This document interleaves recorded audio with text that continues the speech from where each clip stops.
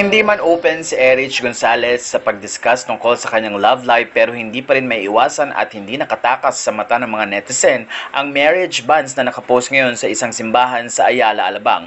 Doon kasi makikita ang litrato ni Erich at ng kanyang boyfriend at fiancé na si Mateo Rafael Lorenzo na ayon nga sa nasabing post ay may plano silang ikasal sa darating na March 23, 2022.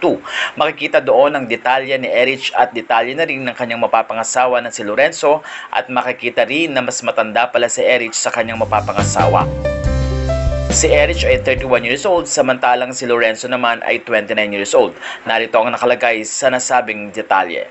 St. James the Great Parish, marriage banns, Mr. Lorenzo Mateo Rafael D., age 29, with address Ayala Alabang Village, Muntinlupa City, habang si Erich naman ang tunay na pangalan ay Erica Crisel G. Gangcayco, age 31, na nakatira naman sa Batasan Hills sa Quezon City.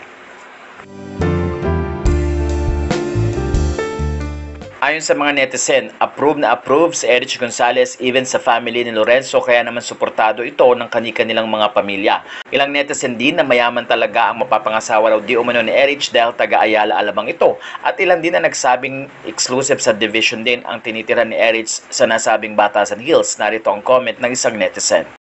Exclusive subdivision yan sa may area ng Batasan. Subdivision sa loob ng subdivision pa yan. Kita yung dulo ng name na lugar kaya alam ko kung saan yan. Marami akong tinututor dyan at nung una kong punta dyan may mga bahay akong napansin na ang tanong ko ay paano kaya nagkakitaan ng mga nakatira doon. Ganun po kalaki ang mga bahay doon kaya wag mong maliitin yung Batasan. Sabi pa ng isang netizen, correct, isa sa pinakamahal na subdivision yung place ni Erich. Nag-inquire ako sa mga lots for sale doon last year, ang mahal. Dahil nga dito, maraming mga netizen ang tila kinukumpara nga si Erich sa mapapangasawa nito pero alam naman nating lahat na isa sa mga sikat na artista si Erich at hindi rin pwedeng maliitin kung ito man ay nakatira sa nasabing lugar dahil ayon na rin sa mga netizen, isang exclusive subdivision din ang tinitirhan ni Erich Gonzalez ngayon.